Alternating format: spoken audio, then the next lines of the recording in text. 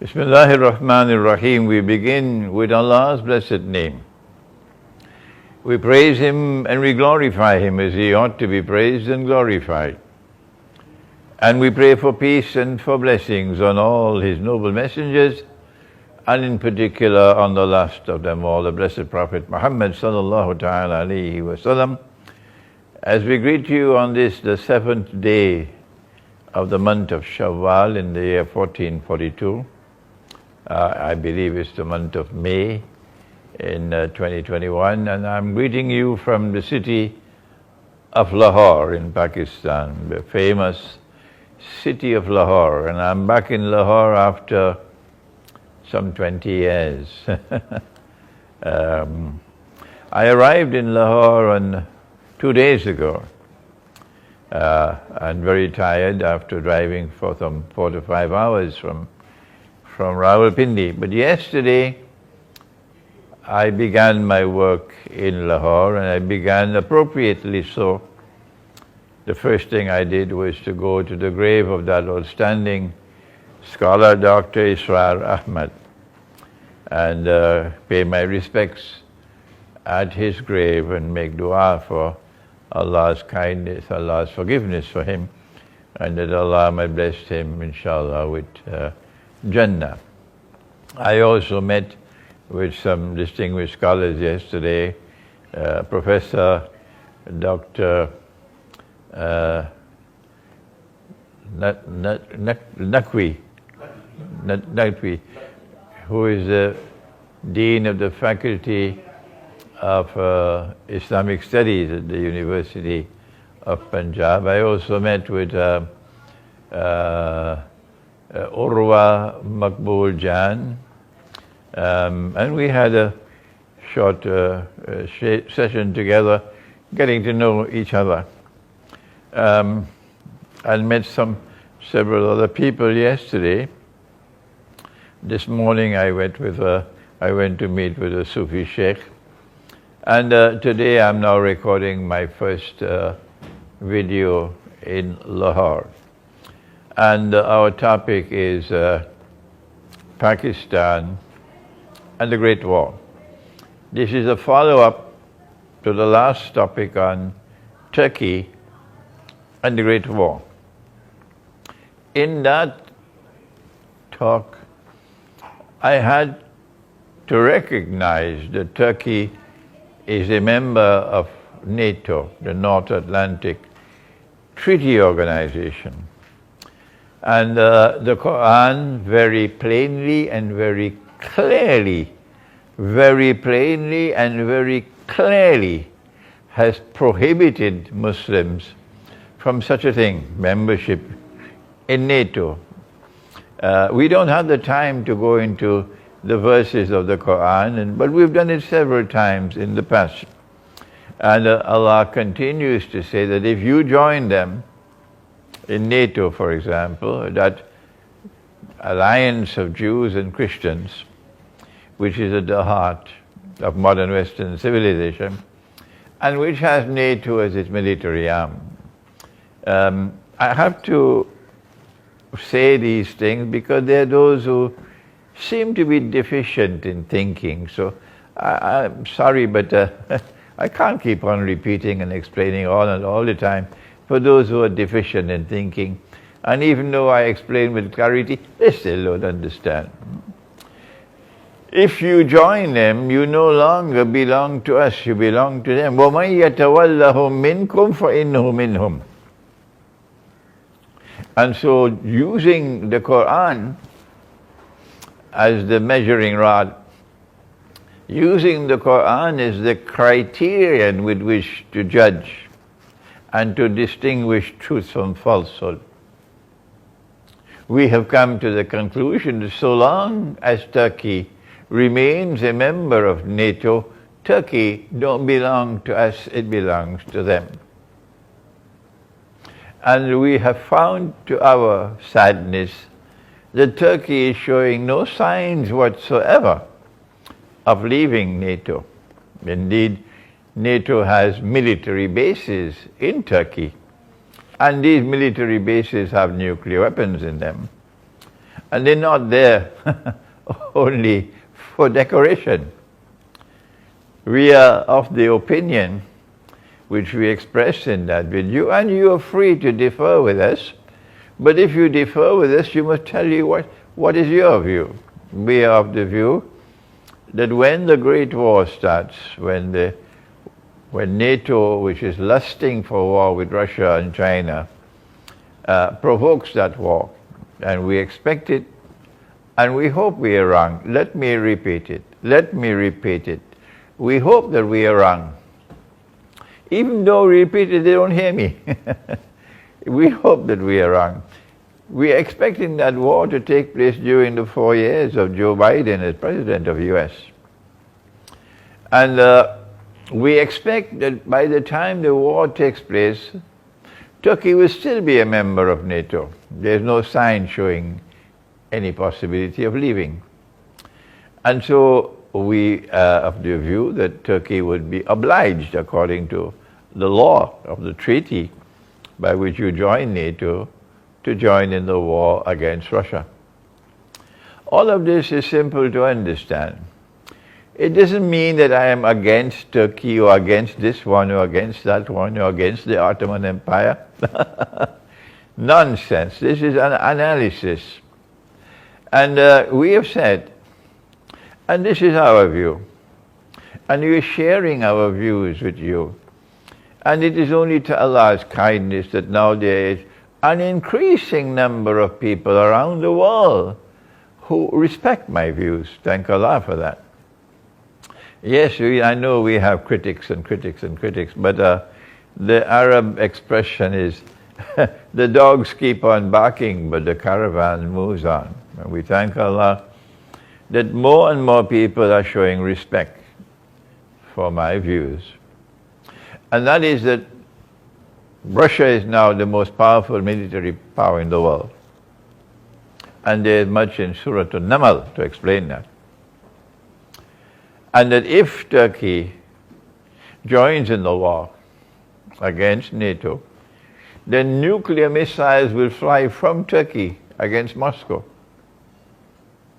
So will Russia sit with its arms like this, folded, with Turkey, NATO's missiles, nuclear missiles flying from Turkey to Moscow and to Russia? The response, I believe, from Russia would destroy Turkey. This is my opinion. The Turkish army, the Turkish armed forces will be decimated.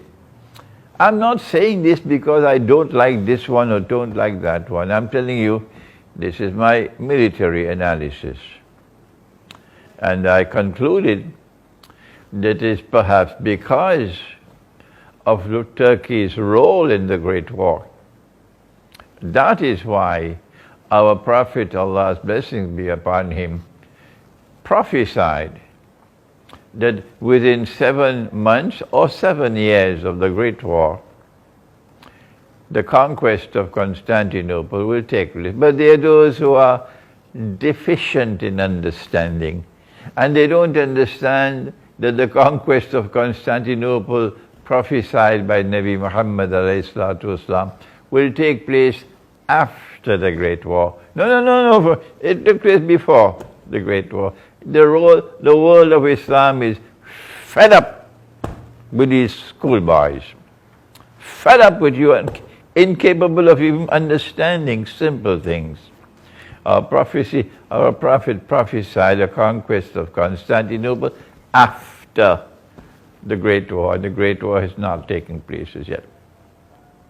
And that conquest of Constantinople will become possible because the Turkish armed forces will be decimated in the event that Turkey joins with NATO in war on Russia. If Turkey does not join in that war with Russia, it will imply that Turkey would have left NATO before the war. If that happens, we will be very pleased and happy that Turkey is now acting in a manner consistent with the truth. and are submitting to the Quran, but we've not seen any signs that the Turkish leadership is showing that respect for the Quran. And then we've continued to explain that in our view, and you're free to differ with us, the primary reason for the conquest of Constantinople is not military, is not the freeing of the Bosphorus and the Straits of Dardanelles. This was a view I had 10 years ago when I gave my first lecture on this subject at the International Islamic University in Malaysia. Subsequently, I realized, no, this is one of the reasons that the Bosphorus and the Straits of Dardanelles will now be free from NATO, and that the Russian Navy will be able to pass through and enter into the Mediterranean, and that's bad news for Israel. But now I came to the conclusion that no, that's not the most important reason. Because Allah gives insight and He chooses when to give it. And we sit and we wait and we think and we think and we ponder and we analyze. And then the insight comes when it comes. That the primary reason for the conquest of Constantinople, whether they like it or they don't, whether they agree with it or they don't, is irrelevant. Because they would not have the power to prevent it. And that is that when we conquer Constantinople, we will return Hagia Sophia. When I arrived in Pakistan 6 weeks ago, I arrived to a country and a people who are all supporting the conversion of Hagia Sophia for the second time to a masjid. But in these 6 weeks that I have been here and explaining the subject from the Quran, I have not found even one Pakistani, not one, who has come before me to support it. Now they all agree, at least those who are meeting with me, they all agree that no, this is wrong. To convert Hagia Sophia to a masjid for the second time, shamefully, disgracefully, sinfully. So this is a good sign that Pakistan can be saved from this brainwashing. And when we return Hagia Sophia to the Orthodox Christian world, then, says the Quran, at that time you see the fulfillment of the prophecy in the Quran that you'll most certainly find those who will be closest in love and affection for you, to be a people who proclaim their identity that we are Christians. So it's not you who will decide who are the Christians who will be closest in love and affection for us. Thank you, we don't need your opinion. Thank you, keep your opinion to yourself, because this is the Quran. The Quran is not telling us that you will identify those Christians for us. So show respect for the Quran. The Quran is saying that they will themselves proclaim, we are Christians. And that's how we know them. They will proclaim, we are Christians. And we are the ones who are closest in a love and affection for you. And I am seeing the sign that it is indeed the Orthodox Christian world, and the return of Hagia Sophia to them. 600 years after it was taken from them, shamefully, disgracefully, sinfully, it's now returned to them. And they will be crying. There'll be tears flowing in the whole Orthodox Christian world. They will be crying and crying and crying when we return Hagia Sophia to them, even when they have not as yet received it. And they're listening to these words of mine in Greece, in Thessaloniki, and as they listen to this video, they will be crying. They'll be crying. So tell those who celebrate the conversion of that Christian cathedral to a masjid, tell them they got just a little time left to continue with their nonsense. And then we'll get rid of them.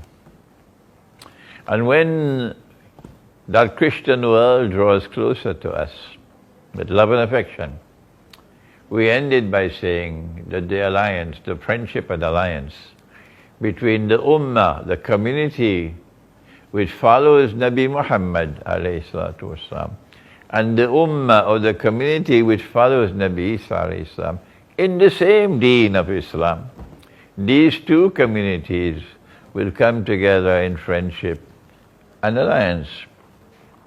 But when we come to Pakistan, we have a different story now. Because Pakistan is not a member of NATO. Well then, how does Pakistan prepare for the Great War?